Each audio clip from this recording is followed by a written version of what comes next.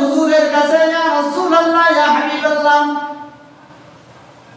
আমি তো মুসলমান হতে চাই, কিন্তু পবিত্র কোরআনের একটি আয়াত তো বাধা, এই আয়াতের কারণে আমি মুসলমান হইতে পারতেছি না। রাসূল বলেন, কোন আয়াত? ওয়াহশী তেলাওয়াত করে বললেন, আল্লাহ বলেছেন, ওয়াল্লাযীনা লা ইয়াদউনা মা'আল্লাহি ইলাহান আখার ওয়ালা ইয়াকতুলুনা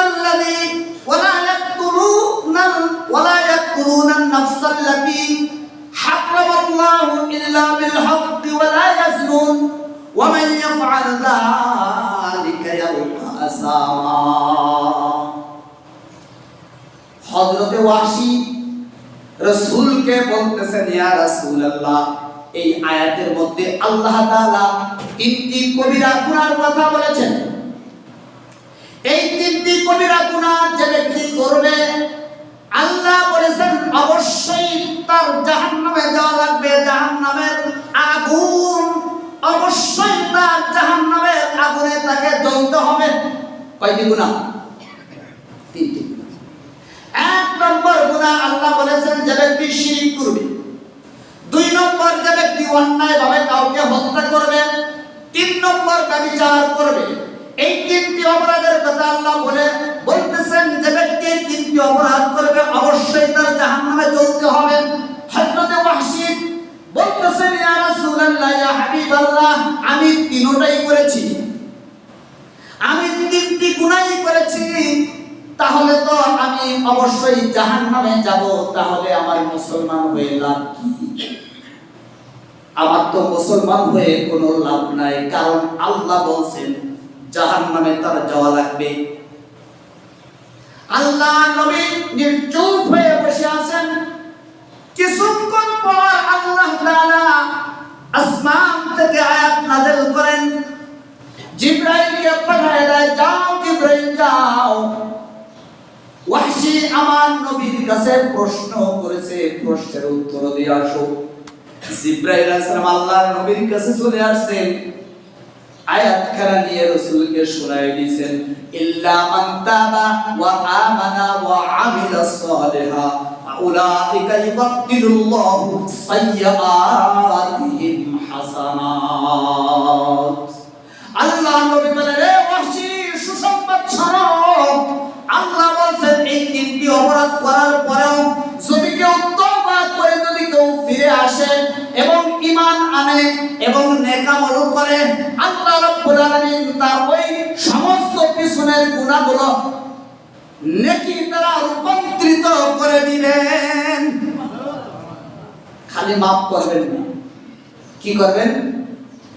নেকি দ্বারা রূপান্তরিত করে দিবেন। অর্থাৎ যত গুনাহ ছিল সেই গুনাহকে আল্লাহ সওয়াব বানাই দিবেন। একটু আস্তে সুবহানাল্লাহ বলেন। সুবহানাল্লাহ। কে বলছেন? জোরে বলেন।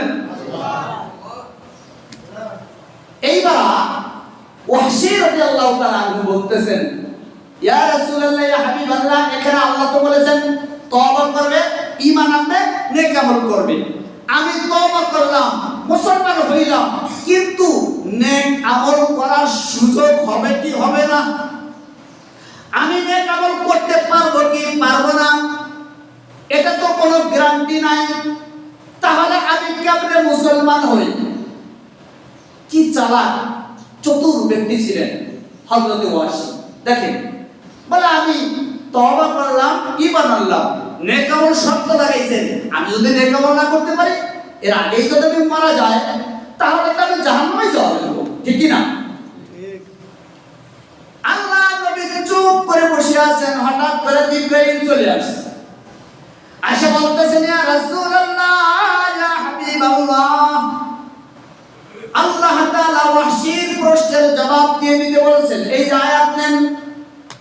তখন আয়াতটা আরেকটা আয়াত তেলাওয়াত করেন, ইন্নাল্লাহা লা ইয়াগফিরু আন ইউশরাকা বিহি ওয়া ইয়াগফিরু মা দুনা যালিকা লিমান ইয়াশা। আল্লাহ তাআলা বলে দিলেন যে আপনি বলে দেন ওয়াহশী, সে যদি ঈমান আনতে পারে, নেক আমল যদি করতে পারে, যদি সে শিরক না করে, তারপর আল্লাহ তাআলা সমস্ত গুনাহ মাফ করে দিবেন, যাকে ইচ্ছা তাকে।